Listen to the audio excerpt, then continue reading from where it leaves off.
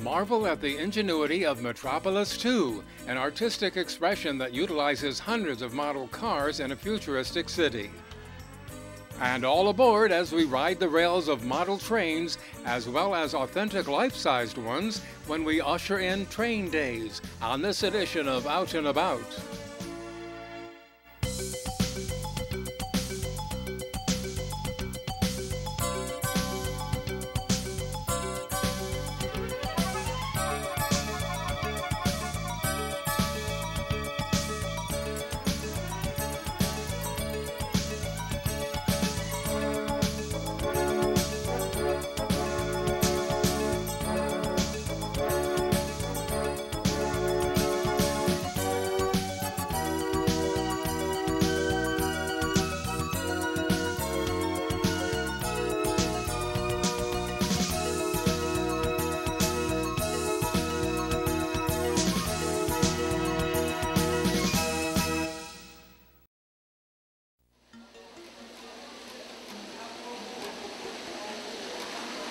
Is there a name for this city? Yes, it's called Metropolis, and it's called Metropolis 2 because Chris made a much smaller version several years ago, which had a lot of mechanical problems and wasn't as big. So after that sculpture, he determined to make a much larger Metropolis.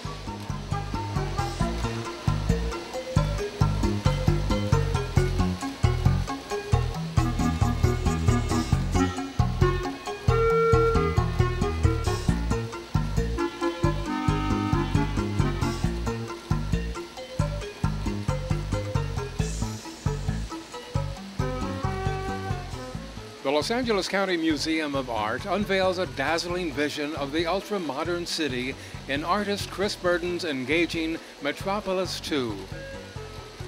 The dynamic and kinetic new sculpture utilizes hundreds of cars zipping around an endless roadway while generating a unique sound that makes it as much an audible experience as it is a visual one. We were working with Chris Burden on the urban light sculpture that sits in front of the museum, the 202 1920s and 30s street lamps that serve as our entrance. And I saw this work being made in the studio, the very beginnings, 5 years ago. And it looked like it was going to be spectacular. So I asked if Chris could reserve it for LACMA. Or is that in Los Angeles that you made your observation? Yes, he has a studio in Topanga Canyon. And of course, the street lamps, urban light, is made from Los Angeles street lamps. And I sensed with these roads that were being built, there was something about Los Angeles in this piece as well.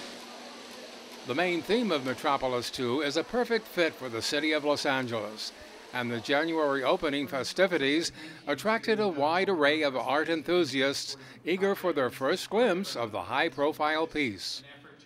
Artist Chris Burden was even offered a key to the city to officially open the gate to this exciting metropolitan vision. When the power was switched on, guests were witness to a thriving metropolis indeed.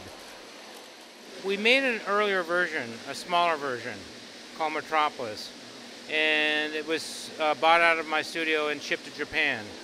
So the first one only had 80 cars, 2 lanes, and it was about a sixth floor plan. We built it over the course of a year. We took it over there, we installed it, and we never really kind of heard tell of it again. It was in a remote part of Japan, and it was really one of Chris's favorite pieces, and we had spent so much time doing R&D to figure out how to make a system like this work that it seemed pretty logical to build something bigger and better and more complex, and hopefully have it end up in an institution like this where it would get a lot more public attention. Metropolis 2, which is this sculpture, basically is a quantum size bigger. We have 1,100 cars here and 18 lanes as opposed to 2, and the footprint is about 6 or 7 times bigger. The sculpture's mechanics are based upon the simplest of designs, operating like an amusement park's roller coaster. Well, gravity is what's powering the cars on their downhill trajectory, but they're dragged up the top of the conveyor ramp via magnets. The cars have a magnet mounted in their underside, and we use a special tabletop chain, which is used in factory applications. We mount magnets on the top of that, and so a magnetic connection is established between the magnet on the chain and the magnet in the underside of a car at the bottom of a ramp. They're dragged up to the top of the ramp, and then the two just have different trajectories, the car track and the chain, and so the car is released. It starts to pick up speed, and it comes down the track just on its own. And in the course of an hour, about 100,000 cars are circulating through the system. I've got to ask you, where do all these cars come from? We had them manufactured. They're all the same scale as a traditional Hot Wheels, but we customized them. We had bumpers mounted on the front and back of the cars so that when they contacted each other on the track, they wouldn't upend one another. And we had magnets permanently mounted in the underside of the cars, and they use a thicker axle than a conventional Hot Wheels, so the cars are a little bit more durable. They're also a little bit heavier. They're all metal. Most Hot Wheels are half plastic, half metal, or they're all plastic. The extra little bit of weight gives extra speed when they're coming down the track.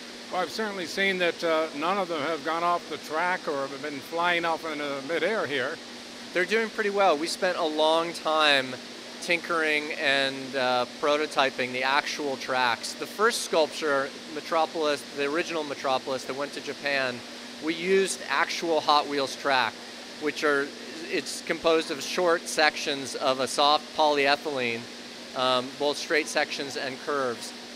But the problem with that is that even though we devised a number of different means of holding that track rigid, there's still a seam every 18 inches, and they're not completely rigid. And every once in a while you'd get cars that were flying off the track because they'd hit a little bump or they'd catch the seam in a slightly bad angle. And when we decided to make this one, and we knew we wanted to make it a lot more complex and a lot busier in terms of the car activity, it also meant that we had to really radically improve the whole track system. So we actually manufactured the tracks ourselves. They're made out of cast acrylic.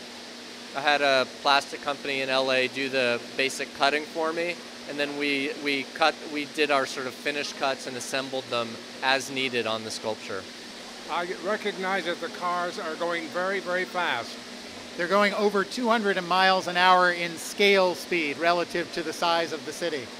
And nobody's bumping into anybody else, I guess. There's an occasional pileup, which the operator in the center is responsible to undo should it occur. Watching the tiny cars zip around the many loops and banks and listening to the audible buzz of the wheels on the tracks adds a unique dimension to the artistic experience. It is this experience that makes Metropolis 2 appeal to generations both young and old.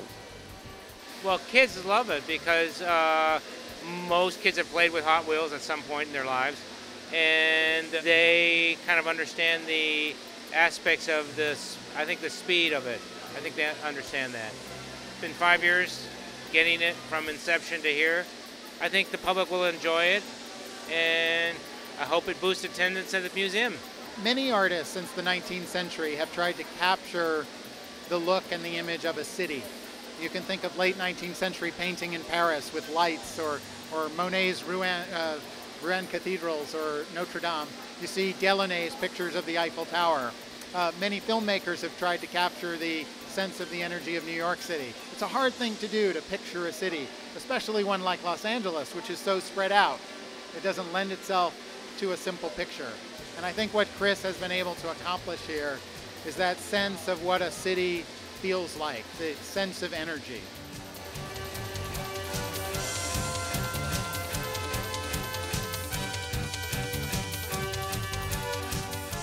To experience this unique glimpse of an utopian future, don't miss Metropolis 2, artist Chris Burden's wondrous vision, now on display at the Los Angeles County Museum of Art.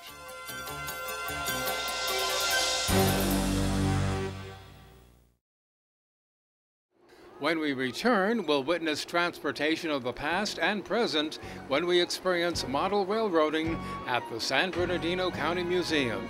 Stay with us as we climb aboard for Train Days when Out and About continues.